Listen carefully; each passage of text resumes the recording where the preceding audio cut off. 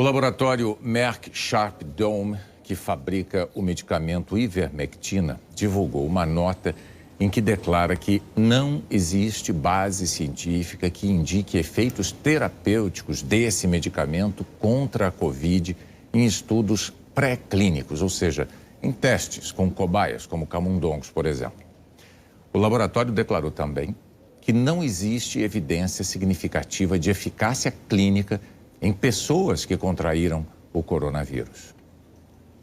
A ivermectina é indicada para o combate de verminoses, piolho também.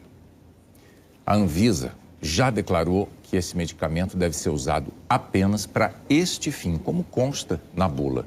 Mas o presidente Jair Bolsonaro e o Ministério da Saúde estimularam o consumo desse medicamento e de outros que também não têm eficácia, como um suposto tratamento precoce da Covid. E isso acabou se tornando um problema adicional para os médicos na pandemia, como a gente vê na reportagem do Benhur Correia e da Laura Nonoai.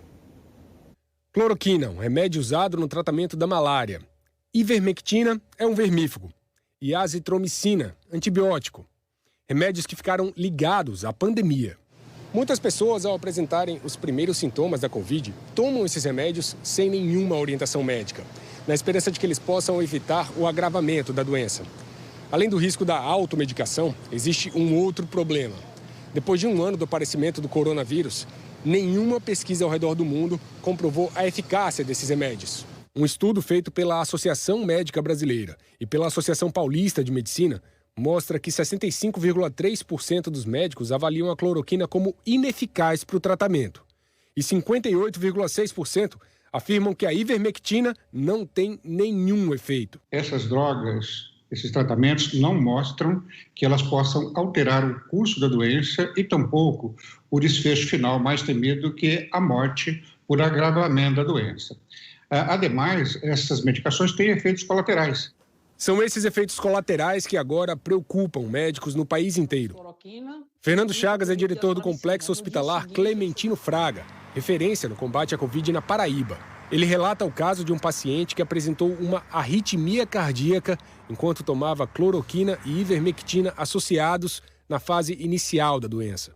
Nos deparamos com o alargamento do intervalo QT. Esse intervalo QT alargado, ele pode estar evidenciando aí para a gente uma demora maior que o coração sofre para recarregar, né, entre uma batida e outra. É um tipo de arritmia que pode ser perigosa. Então, diante de uma situação dessa, a gente tem que suspender de imediato as medicações. O professor de emergências clínicas da USP, Luciano César Azevedo, conta que tem sido comum pacientes chegarem aos hospitais com complicações pelo abuso dessas medicações.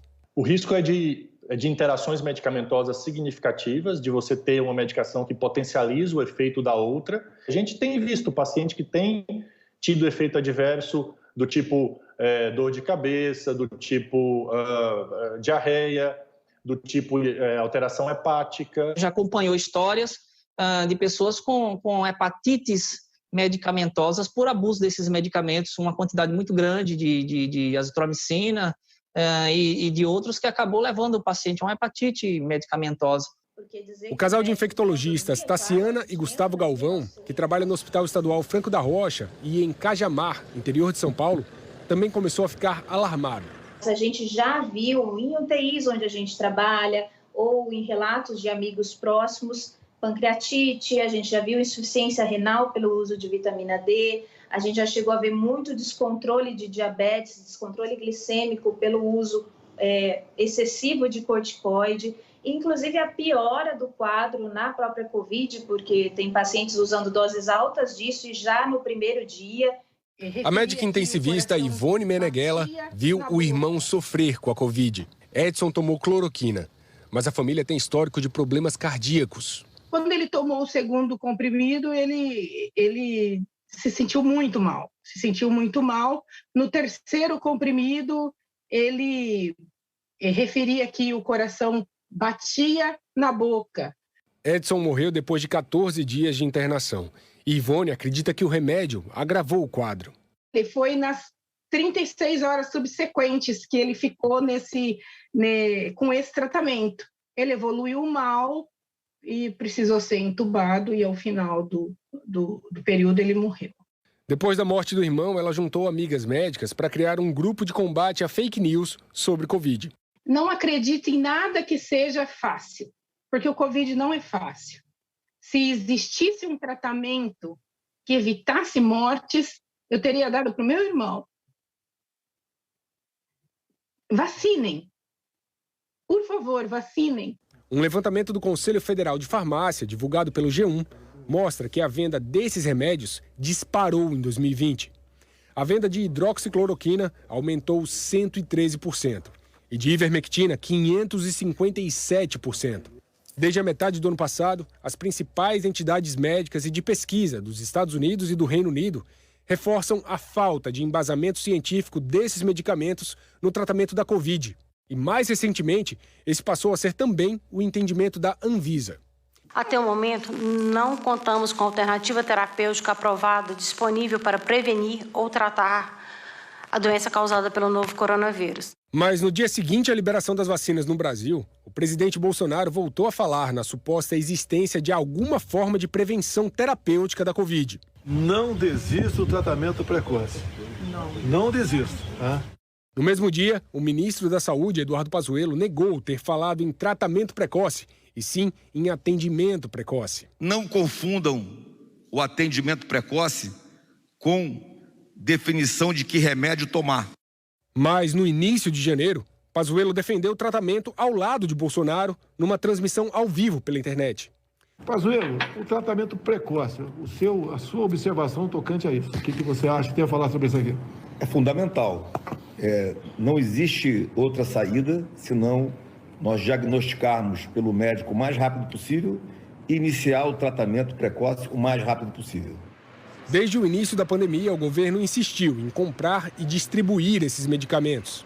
Uma semana antes de faltar oxigênio nos hospitais de Manaus, o Ministério da Saúde enviou milhares de comprimidos de cloroquina para a capital do Amazonas, como consta num documento da Advocacia Geral da União, em resposta à cobrança de um plano de enfrentamento da crise da saúde no estado.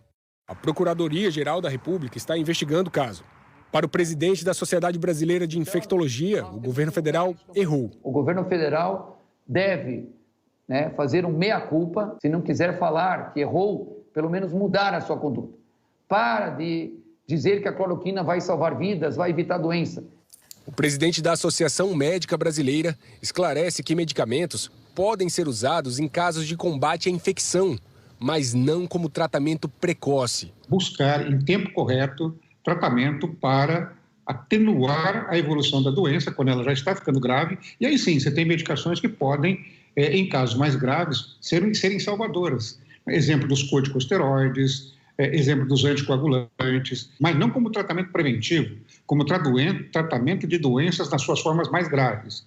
O presidente do Conselho Federal de Medicina, órgão que regula a atividade médica no Brasil, afirmou que não recomenda o tratamento precoce, mas dá autonomia aos médicos. O Conselho Federal de Medicina não apoia o tratamento precoce.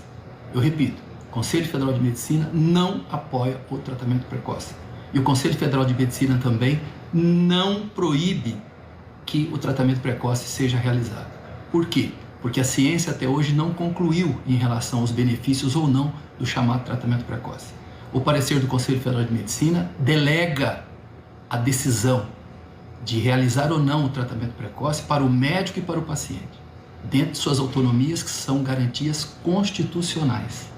Então, cabe ao médico que quer tratar, realizar o tratamento, e aquele que não quer tratar, não realizar o tratamento. E cabe ao paciente que quiser ser tratado, poder realizar o tratamento, e aquele que não quer ser tratado, não realizar o tratamento. O posicionamento deixa médicos que estão na linha de frente apreensivos.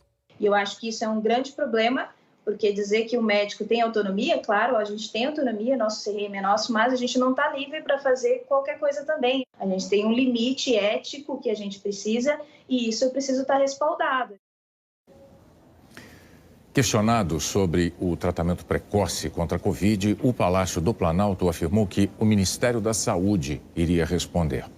O Ministério declarou que não prescreve medicamentos, nem o ministro Eduardo Pazuello, que apenas um profissional de saúde pode indicar o melhor tratamento e receitar remédios sempre em concordância com o paciente. E voltou a afirmar que o que chamou de atendimento precoce é importante para evitar casos graves da doença.